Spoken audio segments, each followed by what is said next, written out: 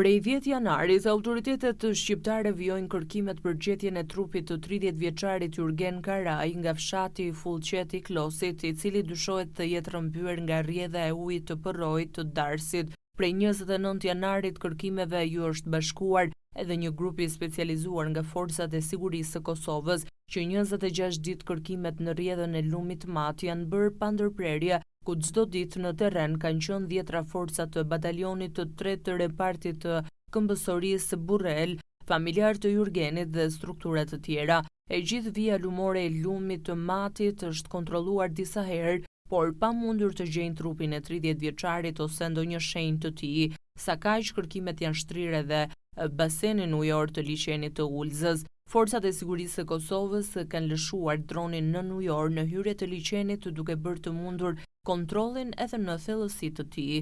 30-vjeçari ndodhi si pasagjer në një automjet që drejtohej nga 24-vjeçari Andi Losha, kur ky i fundit humbi kontrollin dhe makina përfundoi në përrua. 24-vjeçari arriti të dalë nga makina dhe të mbijetojë, ndërsa 30-vjeçari dyshohet se është marrë nga rrjedha e ujit. Losha është arrestuar pasi dyshohet se drejtonte makinën në gjendje të dehur dhe nuk i dha ndihmë pasagjerit, ndërsa nuk njoftoi policinë, por u largua nga vendi i ngjarjes.